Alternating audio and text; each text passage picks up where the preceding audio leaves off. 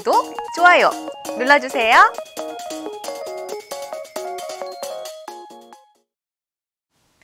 시청자 여러분 안녕하십니까? 기업엔 백귤입니다. 8월 26일 오늘의 경제 뉴스 전해드리겠습니다. 이재용 삼성전자 부회장에 대한 대법원 최종 선고가 29일로 확정되면서 삼성이 이번 주 중대 기로에 서게 됐습니다. 이 부회장의 재판에 대한 핵심 쟁점은 경영권 승계라는 현안을 해결하기 위해 이 뇌물을 제공했는지에 대한 여부로 만일 대법원이 이 부회장 사건을 파기환송하면 실형을 선고받고 다시 구속될 수 있습니다. 현재 이 부회장은 2심 재판에서 징역 2년 6개월에 집행유예 4년을 받아 풀려난 상태입니다. 삼성은 최악의 가능성까지 염두에 두고 대응 방안을 준비하고 있는 것으로 알려졌습니다. 삼성 측 관계자는 대외적인 경영 환경의 변수로 365일 비상경영 체제인 상황에서 총수 부재로 발생하게 될 유무형의 경제적 어려움이 심각할 것으로 예상된다며 차분한 분위기 속에서 대응 방안을 준비하고 있다고 밝혔습니다.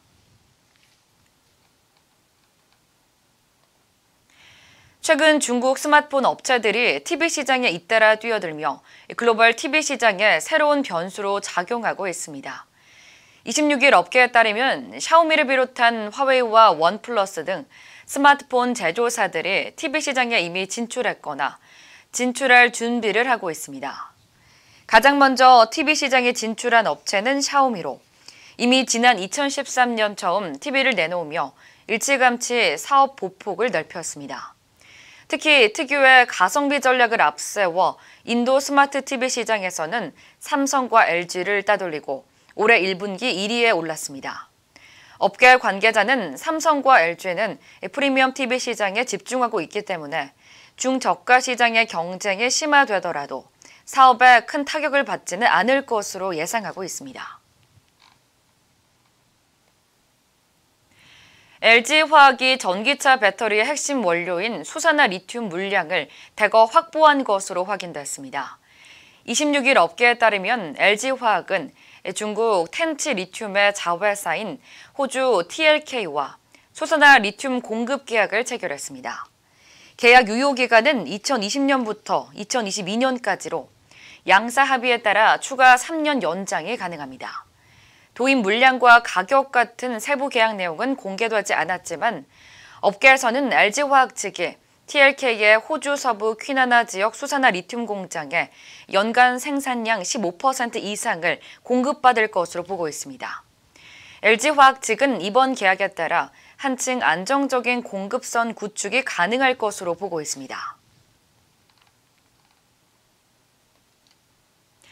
올해 상반기 1순위 청약에 사용된 청약 통장 가운데 약 70%가 신도시 지역에 쏠린 것으로 나타났습니다.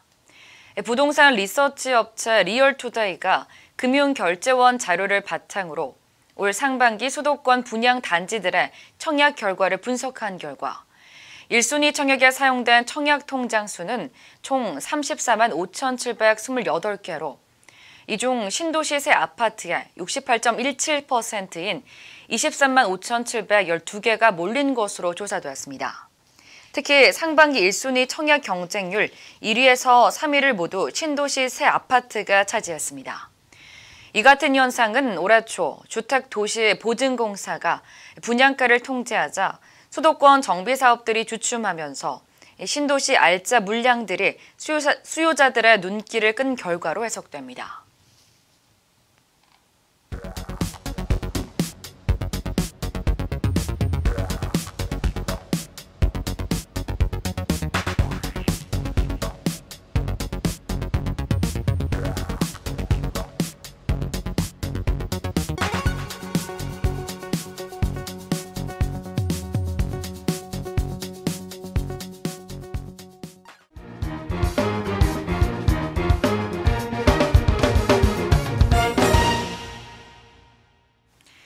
KCGI 강성부 펀드가 아시아나항공 인수전에 참여하기로 했습니다.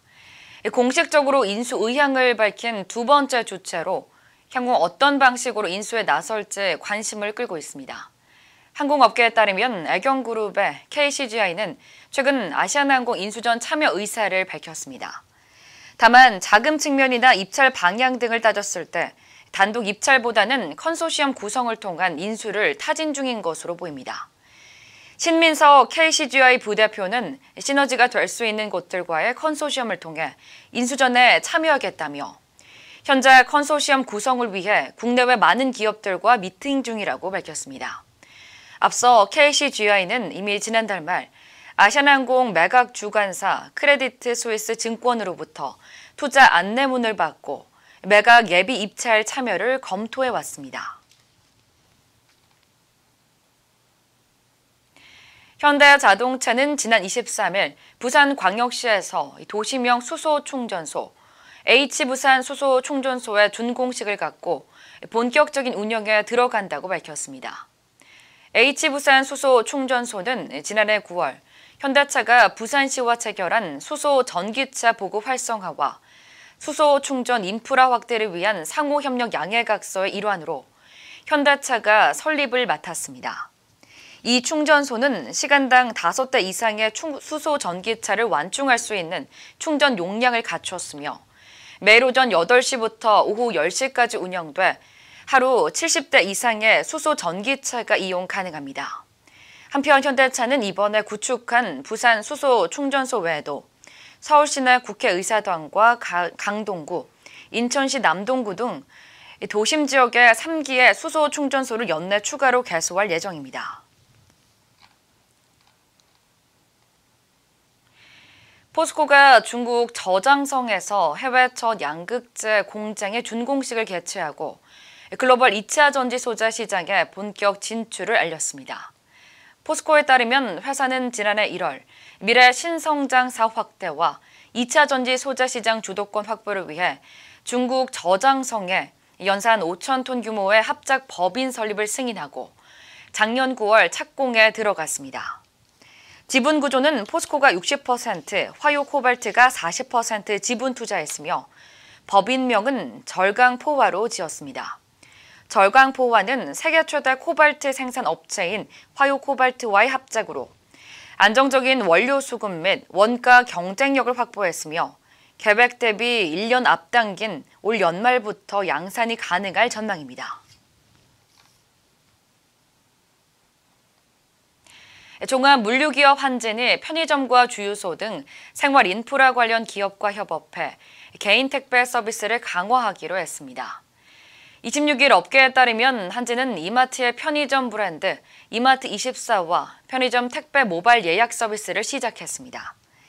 이와 함께 SK이노베이션과 GS칼텍스가 물류 스타트업 준마와 손잡고 지난해 11월 선보인 주유소 기반 택배 서비스 홈픽과도 배송 제휴 계약을 맺었습니다.